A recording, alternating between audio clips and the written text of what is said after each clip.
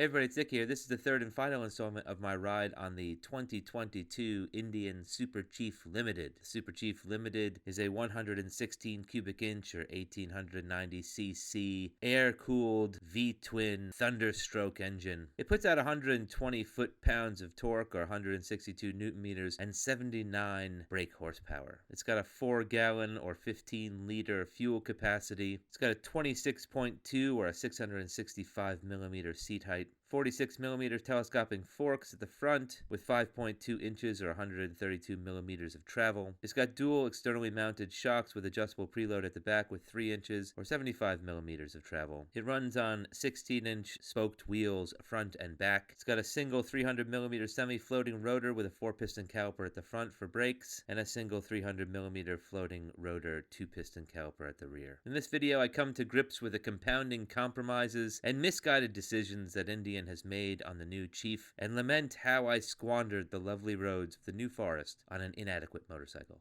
I don't know, Indian, I think give me a needle and a dial,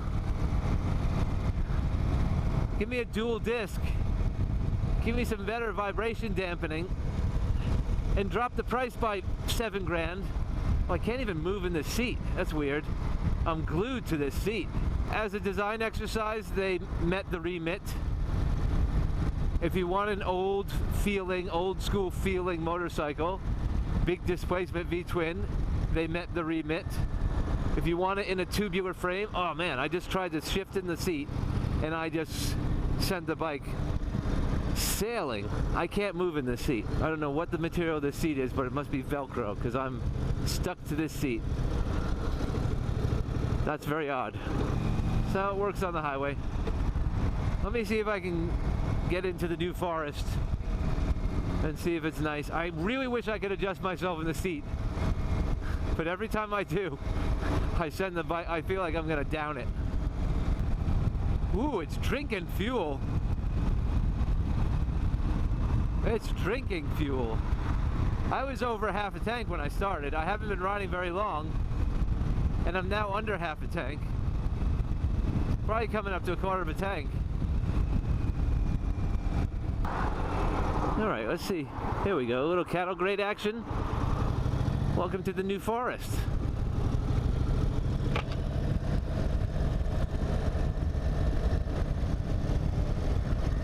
Yeah, so snatchy throttle. Oh, maybe I should try out the throttle. Can't get to it.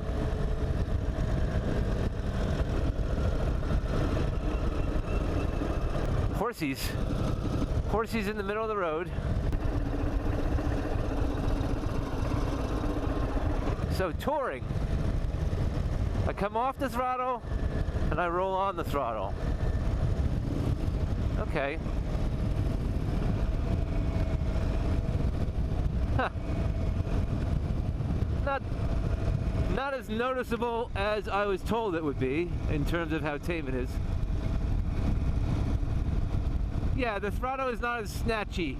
So I guess when you're touring and you hit some bumps and you're getting some undulations on the road and you're coming around a curve, when your throttle hand does that a little bit, when your throttle hand does that involuntarily, you're not getting that jerkiness. So I think the rider mode is really a workaround from the poor fueling, right? And then if we go into sport mode,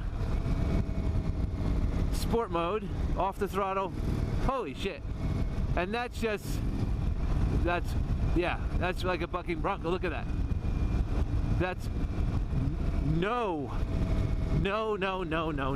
I don't like that at all.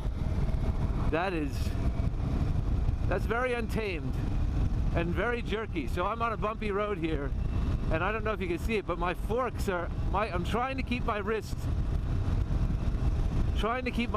steady, and the forks are diving with every bump. I do not like sport mode.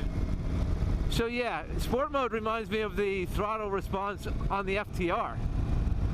So that's just your regular Indian fueling.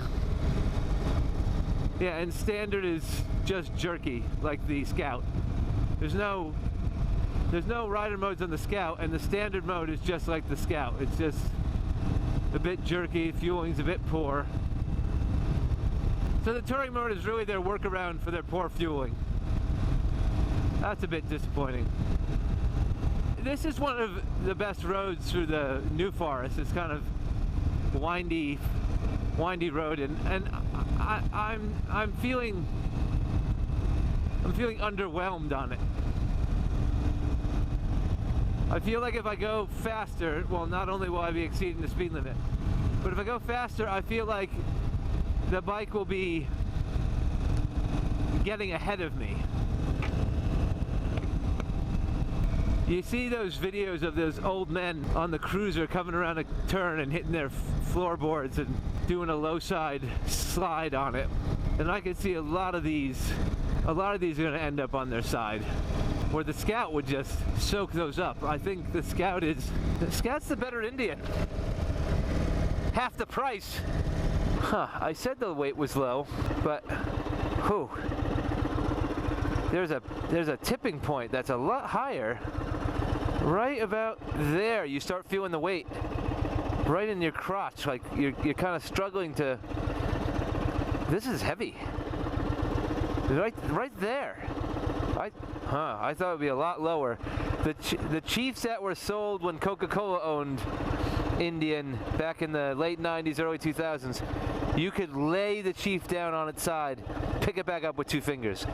I think you could easily drop this thing right there. Ooh. Huh. You could easily drop this thing and you wouldn't be able to pick it up. All right, here we go.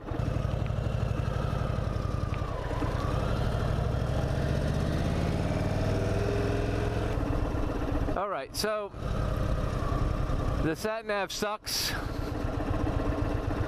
It said, F you. So that blows. It said, right turn. God, I can't find this brake pedal. Okay, catch your breath, Dick.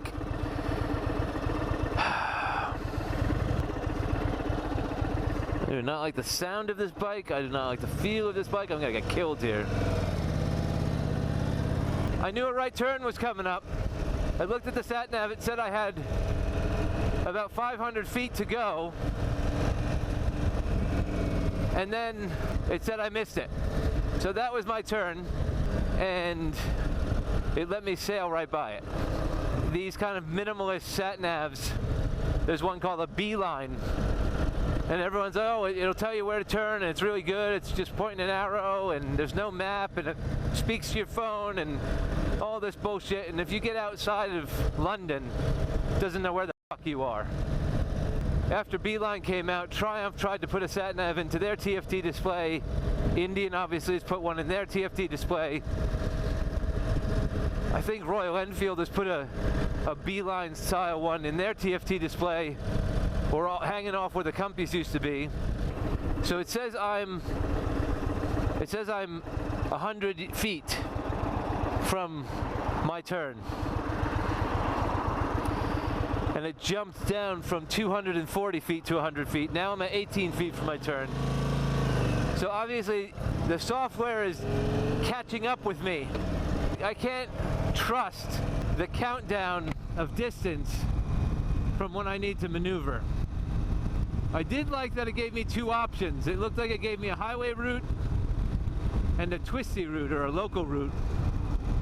I don't know if that's because of where I was, it's similar ETAs, or if it's designed that way because it's mounted on a motorcycle.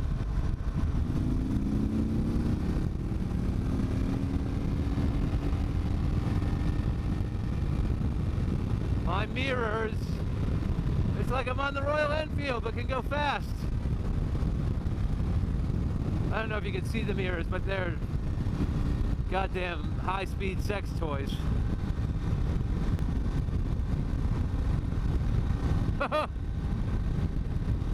Bumpy. It's not plush.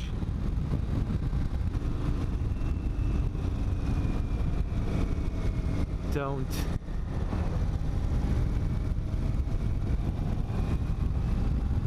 that's a death intersection right there. These are nice little roads, but I'd enjoy them much more on a different bike.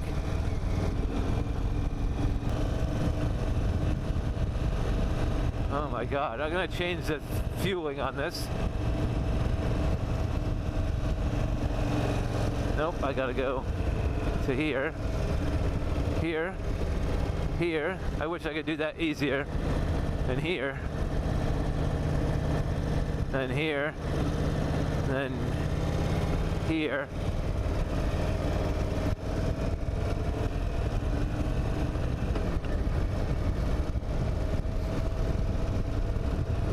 So yeah, I'm on the touring mode, and with the undulations of the road, my throttle hand isn't being fucked with. So there you go. It's so stupid. Clunk, tick-tonk. I do like that feature. Horsies. Stay where you are, horsies. I hope that colt was laying down and not hurt. All right, Mr. Cow, stay where you are.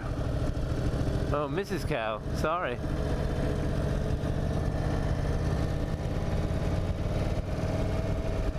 Oh, f you. Some calves.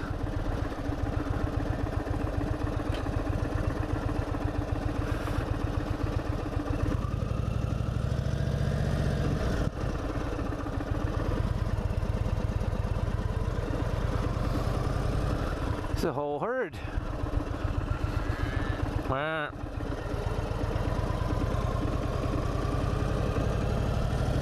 Yeah, I would be enjoying this road much more on my Royal Enfield. It'd be just as vibey. That's a lot of gear for an overnight. Holy cow. Kitchen sink. So touring mode is actually quite comfortable. It's got a good throttle response. Suspension is too stiff on this big old cruiser.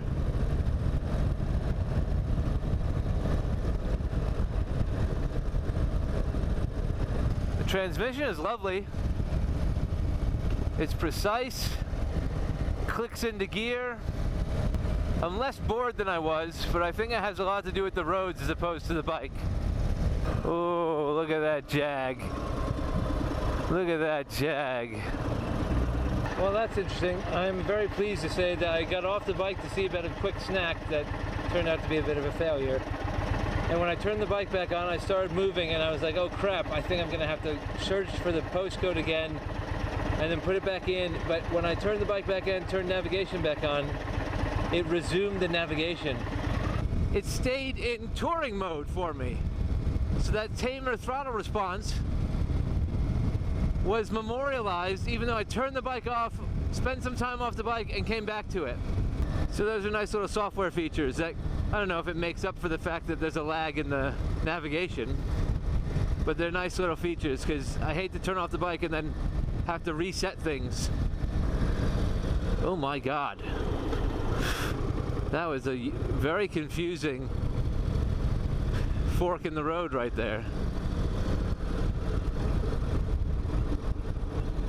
Gotta catch up with myself here.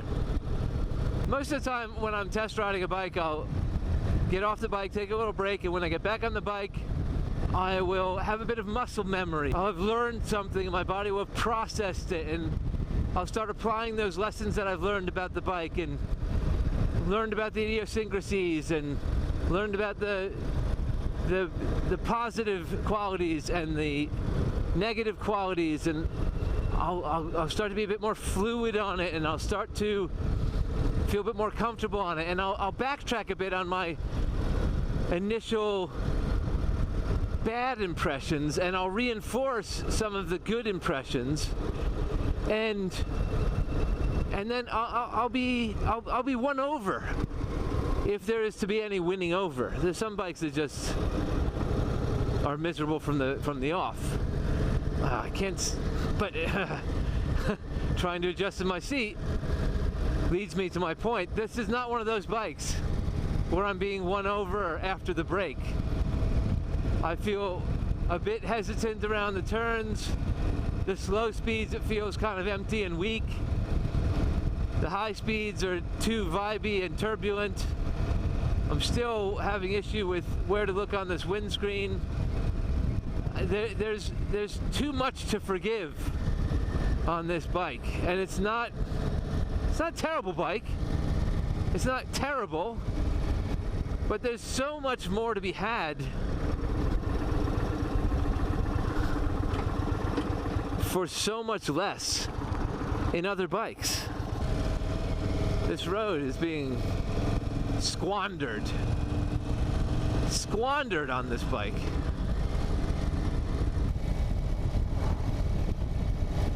Ah, fucking birds. This thing drank fuel. I've gone about 40, 50, 60 miles. 60 miles. Just under 3/4 of a tank. Well, I was at 64 miles when I started. Now it's at 119, 120. Less than 60 miles. Less than 60 miles. 3/4 of a tank of fuel. Wow. If you like that video and you want to see more like them, hit like, share, and subscribe.